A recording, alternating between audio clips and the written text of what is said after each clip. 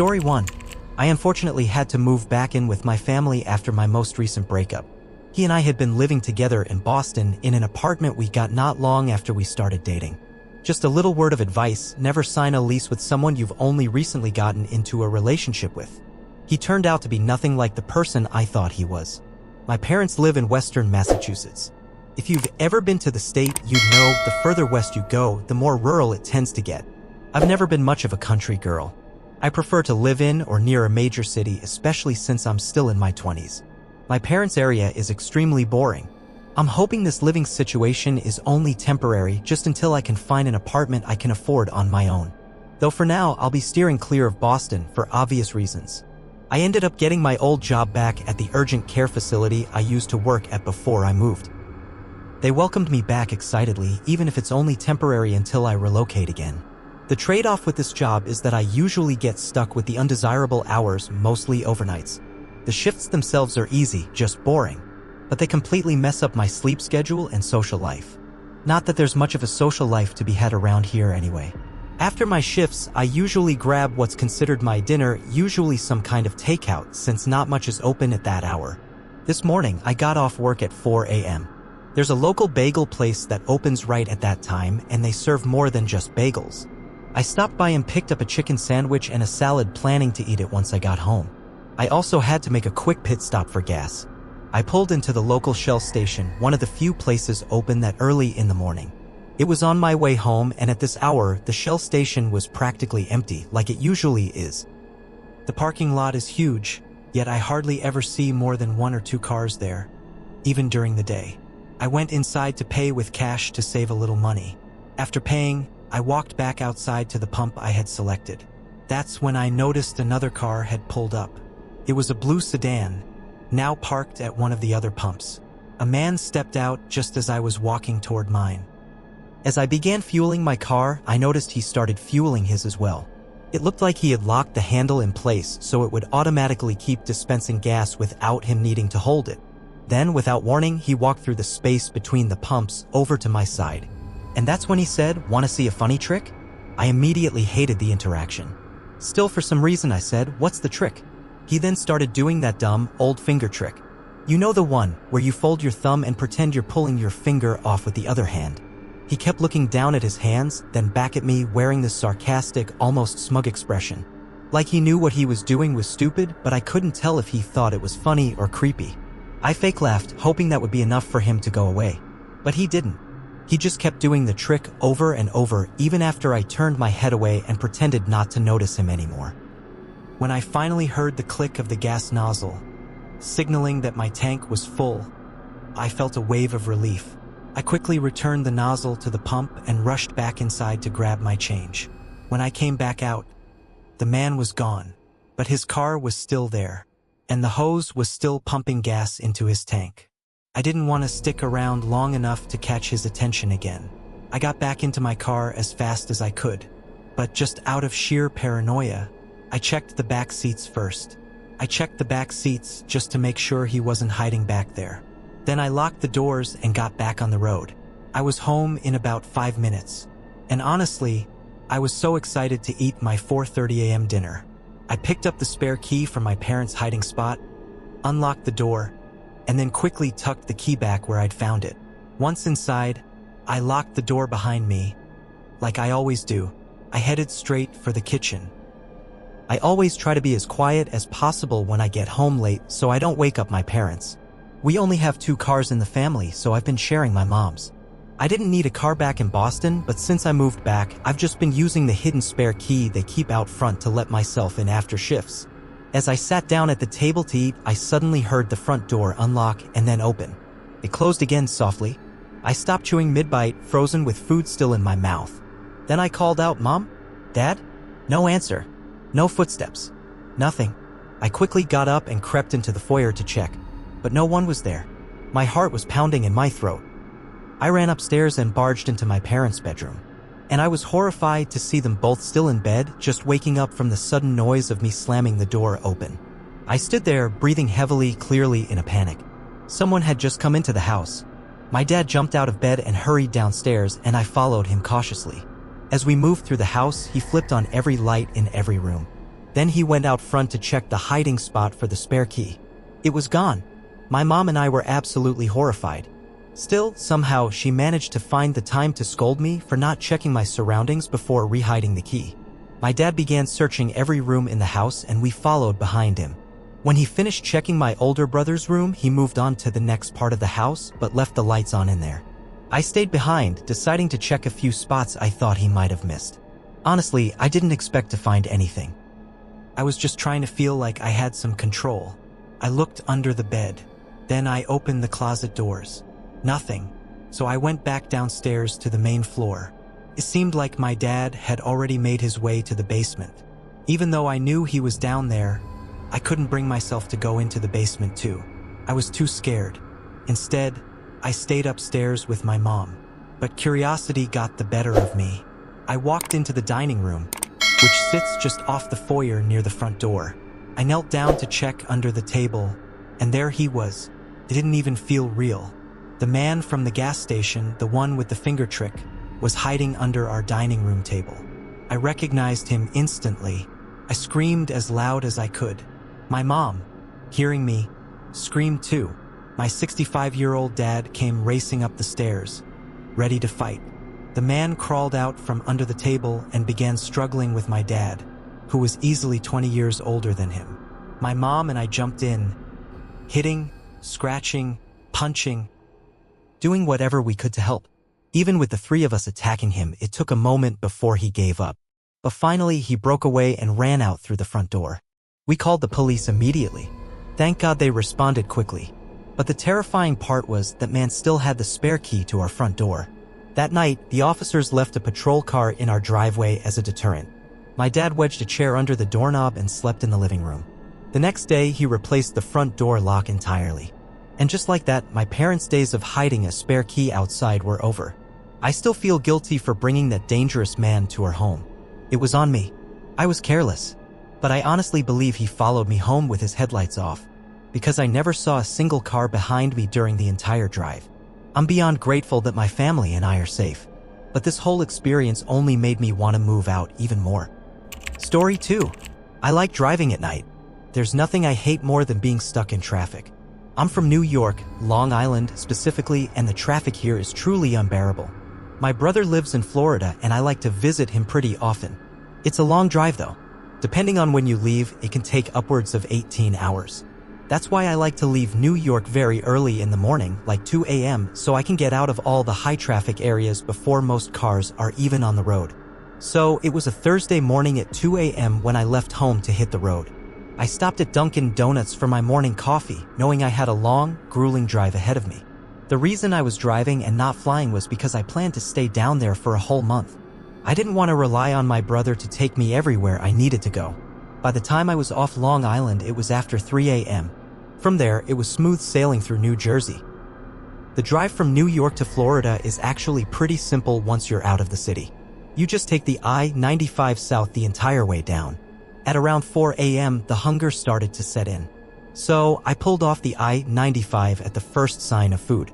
I saw Wendy's listed on the exit sign and figured I'd stop there for breakfast. I had skipped breakfast at home. When you wake up that early, I feel like your brain doesn't even realize you're hungry until a few hours later.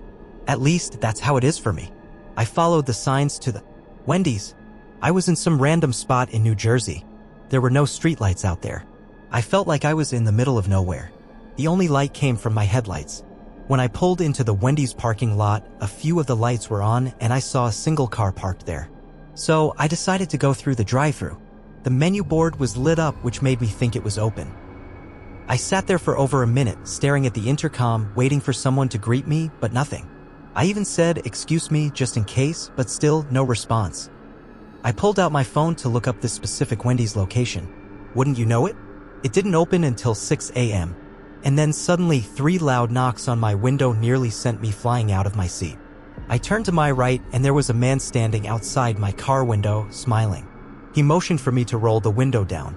I didn't feel comfortable doing that, so I just cracked it open, just enough to hear him. He said, "The place isn't open." I replied, "Yeah, I actually just found that out." He then told me he was stranded. He pointed to the one other car in the parking lot and said his battery had died. He practically begged me to come help him jumpstart his car. I told him I didn't have jumper cables. He quickly said, "Don't worry, I've got some in my trunk." I looked over at his car, parked in the far corner of the lot, right by the woods. I hesitated, but then I said, "Okay, I believe in karma."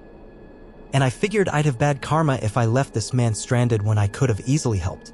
He backed away from my car so I could pull up next to his. Since he was parked head-in, I did the same, lining up our hoods as close as possible. Then I got out of my car. After popping my hood, he went to pop his own and grab his jumper cables. Once we connected the cables to the respective terminals, I started my car again. We gave it a minute and then I told him he should try starting his car. He took his sweet time walking toward it, but when he tried to start it, the car didn't turn on. We gave it another couple of minutes and then tried again. Still nothing. This was starting to feel strange. He had just been driving the car, so his battery shouldn't need that long to get enough of a charge to start. The guy then asked me to hang on as he walked away and got on his phone. He started speaking in Spanish, but his voice was pretty low and I couldn't really understand it. So I didn't even bother trying to hear what he was saying. A few minutes later, he came back and said that his friend told him to give it a few more minutes and try one more time. I said okay. I was trying to do the right thing, but I was also hoping this wouldn't eat up much more of my time. But the last thing I was expecting was hearing the aggressive sound of two. Suddenly, I heard the roar of two pickup truck engines flooring it into the parking lot, one from either side of the building. I instantly put it together. I muttered "oh" under my breath as I quickly removed the jumper cables from my battery and slammed the hood shut. But it was too late. The two trucks pulled up behind my car, trapping me in. I had to think fast. I looked at the man who was still smiling at me. But now his smile looked much more nefarious and evil. The look he gave me was so unsettling, it's engraved in my memory. I locked my car with my key fob and sprinted toward the ODs. I ran in the dark, cutting up my shins on what I couldn't see, tripping over something on the ground. At that point, I decided to lay down and make myself as small as possible. I could hear a few men yelling in Spanish somewhere in the woods and my heart was racing. I was terrified for my life as the voices got closer. I didn't know how many there were. I didn't know if they were armed, but I could hear at least 3 voices. Then the voices began fading away back into the distance. I felt a brief sense of relief until I heard my car alarm going off in the distance. All my stuff was in the back of my car, hundreds of dollars worth of clothes, shoes, watches, bracelets. I started making my way back to the parking lot, crouching down as I approached. When I got close enough, I looked into the lot. It was just my car. All 3 other vehicles were gone. I ran out to my car and it was anyone's worst nightmare. My rear window was shattered and everything, basically 80% of my wardrobe, was gone. My suitcase, all the bags in the back seat, everything. I started to shed tears from the stress and anger. I called the police and explained everything. The officers told me they'd get the CCTV footage from the Wendy's when they opened.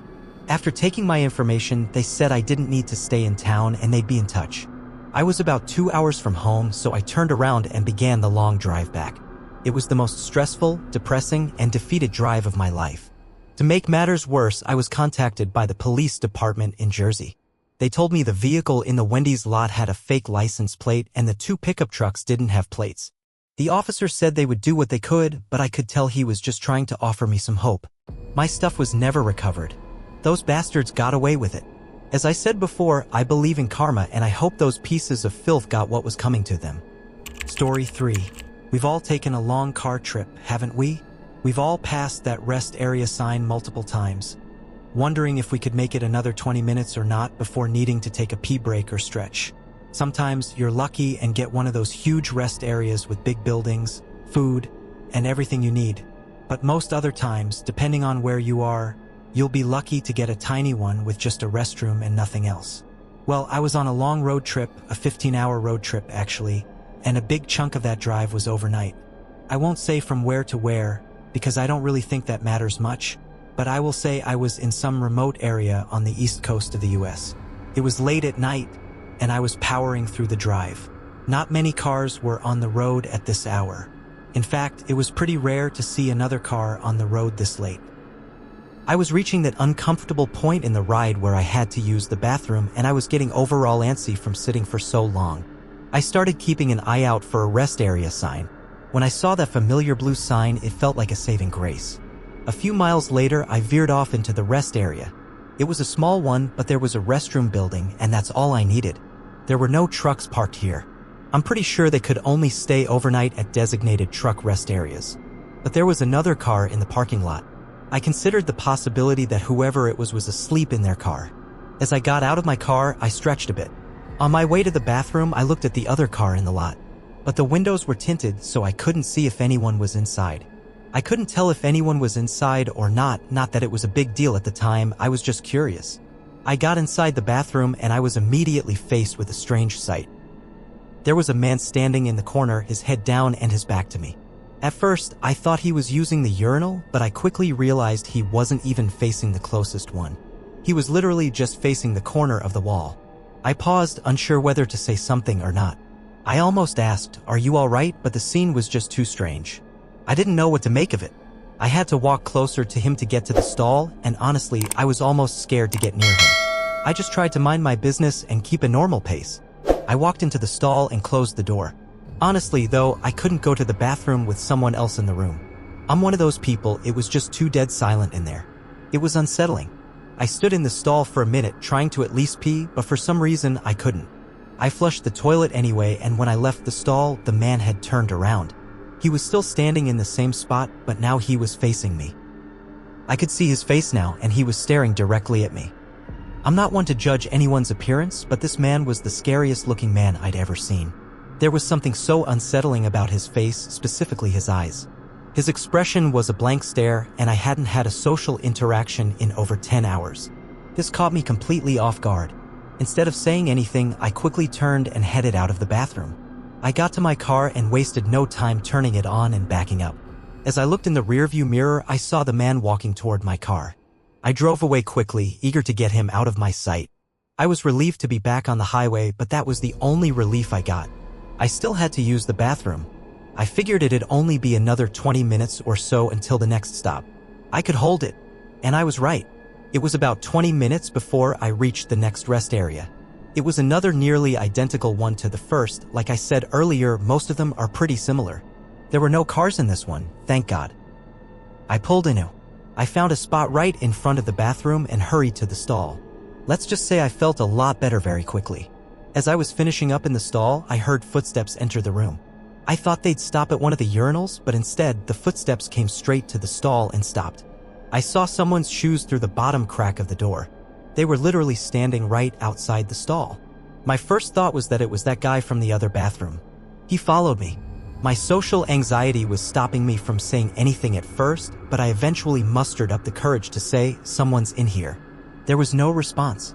At that point, I knew I was in trouble. The only thing I could think to do was dial 911 and put it on speaker so the man could hear the operator. 911, what's your emergency? The operator said. I said loud and clear, I'm being followed by a dangerous man. I feel threatened. As the operator asked for my location and details, I answered everything in a loud voice, implying that I was speaking directly to the man. Thank God this worked, because the person outside the stall turned and walked out of the bathroom. I told the operator what had happened, but I still felt safer waiting in there until the police arrived. And that's exactly what I did. A knock at the bathroom door from a police officer was my cue to safely come out. I described the man, the vehicle I saw at the other rest area, and both creepy encounters, first in the bathroom and then in this one. We checked my car as well to make sure it hadn't been messed with. After confirming the man was gone, the officer and I left the rest area at the same time. Eventually, he turned off the highway. The rest of my road trip went normal, but damn, was that a terrifying night. I've never been followed before. I know with almost 100% certainty that the person outside the stall was the same creep from the first bathroom. It just feels extra weird because I'm a male. These things usually seem to happen to women, but I guess it can really happen to anyone.